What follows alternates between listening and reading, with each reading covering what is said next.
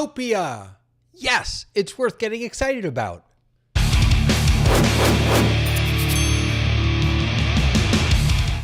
Hi everyone, David Paskin here, your Torah tech guy. I want to make sure my audio was on. Your Torah tech guy. I'm happy to be with you. I'm here to share with you some great tech for your great Torah or whatever content you are sharing. And hello to Shelly. It's good to see you all the way from Georgia. I love hanging out. I used to spend summers in Georgia at Camp Ramah. In any case, Zoomtopia was last week. What is Zoomtopia? Zoomtopia is where all of us Zoom geeks get together, both in person, on site, and online, to learn about what's new in Zoom, what's coming up in Zoom, and what we can expect and how we can best use it. So what I wanted to do today is not tell you everything that happened, but share with you some of the highlights that I took away from Zoomtopia. So let's dive in. The first thing, this is an article that they put out about everything that's coming up. The first thing that you'll see here is something that looks a little different than our usual Zoom layout. This is called circles. We'll come back to that in a little bit. But before we do that, mail and calendar built into Zoom. So let me bring you over to my Zoom client. I'm logged into my Zoom client. And as you may be able to see up here at the top, I've got my usual home button there, but now I've got a mail button and a calendar button. And a calendar button. So if I click on mail, this is my inbox. Now I just connected my Google account to this, so it shows up perfectly, no problems at all. I can see all of my Gmail right in here. I can respond. I'll be honest, I'm not using it yet because I'm so used to the Gmail key commands, the hotkeys. I use them so regularly to archive messages, things like that. Those aren't built in, or at least I haven't figured out how to use them yet in Zoom Mail. But so it's not a separate email account. It's just bringing your mail into Zoom so you have everything on one platform. And then up at the top here, we've also got calendar.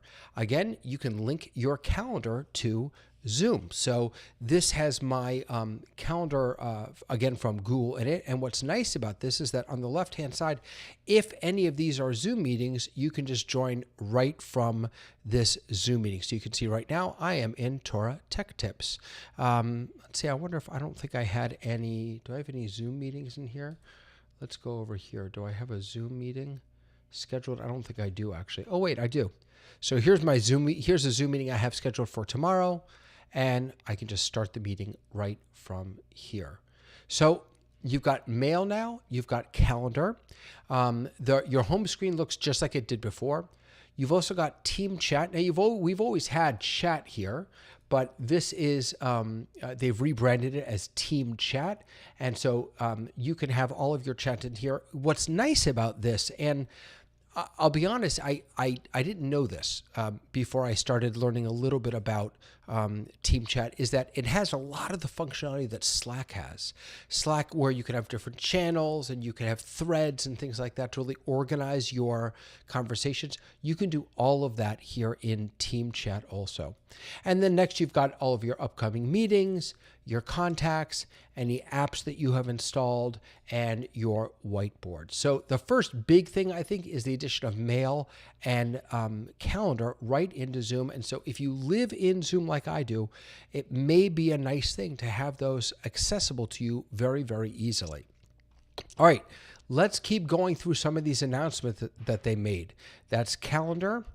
All right, spots. So I mentioned this before. Here's the idea behind spots. The idea behind spots is they want to recreate the sort of water cooler moments, the walking through the hallway moments. So the idea, as far as I can tell, this is not released yet, is that this is a persistent space. So it's kind of always there, where people can hop in, hop out. You can be in without your camera on, like a meeting, but you don't have to start it. It's just kind of there. It's turned on. You can break out and join certain people in certain areas of this sort of spot, if you will, and have a conversation with them. You can just listen. You can participate.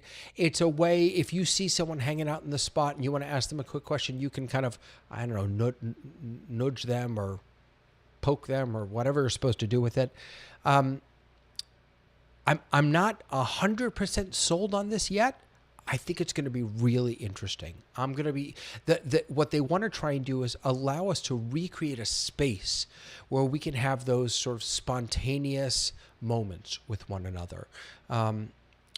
That could be really interesting. We kind of have something like that. I belong to a group called officehours.global. We have something called After Hours, and that feels a lot like this, except that's just a meeting.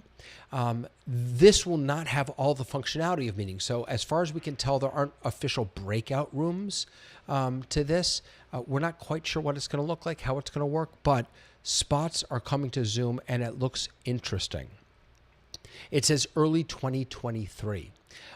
We talked a little bit about Zoom team chat.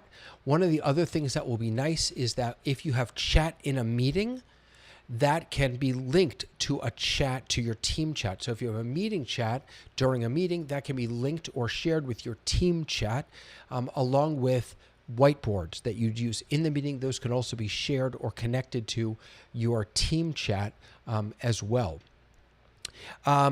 You can schedule messages from team chat. That's always a nice feature if you don't want to send something right away. Zoom phone, I don't use, so I don't have much to share about Zoom phone, but if you're into Zoom phone, they had some updates for Zoom phone.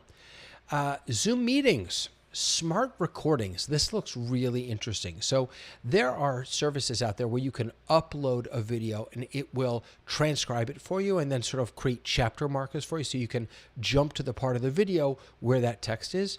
But check this out. They're announcing something called Zoom IQ that will provide summaries, next steps, smart chapters. This looks really, really interesting, right? So you have this transcript over here on the side, and then you can, I assume, click on a certain part. It'll take you to that part of the video. Next steps at the bottom. There's something weird, a little weird going on here with their explanation, because if you look closely, let's see, let me get over here. All the timestamps on all of these chapters are 3:12. So I'm not sure if that was just an oversight or what, but that seems a little odd to me. But I think that does look exciting. Meeting templates. So wait a second. I want to go back up for a second. I want something about spots.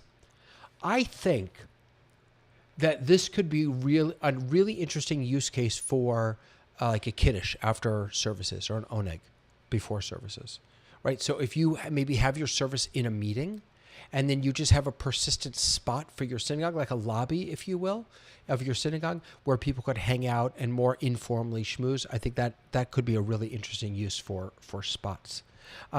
Back down here, meeting templates. I love this idea. If you have maybe classes that you teach, you want to set up a template for that. The templates here, in this case, are about settings, it seems to be. So do you want everyone to be able to unmute? Do you want everyone to be able to share their screen? Things like that. Avatars. We've had avatars for a while. Now we get some human avatars. I'm not a huge fan of avatars, but there you go. Video clips. So you can create videos with the ability to narrate and record yourself sharing your screen. This feels a little bit like something like the app Volley, where you can easily share video clips. Maybe this will be useful. I'm not sure. I guess so. If you're really using team chat, then I think something like this could be very useful. Let's see. This is all stuff for business.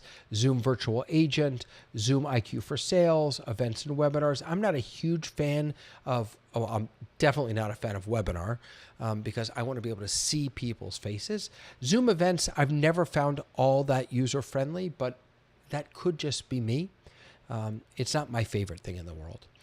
One thing that isn't on here that they also announced is end-to-end recording, which means that if you're doing, if you have a meeting, say, with a special guest, and you want to, and maybe that guest doesn't have great internet or something like that, right? The connection isn't very strong.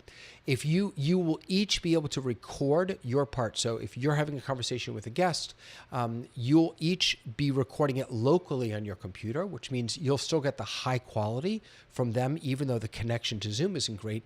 And then both of those recordings will be sent up to the cloud, and you'll be able to download them and then repurpose that and maybe put it out as a podcast or a video after the fact. So that's going to be a helpful tool for a lot of people, I think, who are trying to have really high quality conversations, but may not always have the bandwidth, literally the bandwidth, to have the best experience. So a lot of kind of cool things announced at Zoom. I think Spots is going to be really interesting. I think that some of the new functionality coming to meetings with different templates. They also announced, I think they called it Creator Studio maybe, where you're going to be able to add lower thirds, really fancy. I already did a couple videos on how to add lower thirds, but much easier. Have lower thirds, have different layouts in your Zoom meetings. If you have two speakers and a host, you'll be able to do that and really lay that out nicely. So lots of good things coming down the pike. Most of it looks like the beginning of next year, some of it toward the end of this year. One of the things I did want to just reflect on and share with you was Zoom was talking about this being sort of the model for how a hybrid event should work. And unfortunately, all it did for me as a virtual participant, as a digital participant, was remind me how terrible hybrid events are.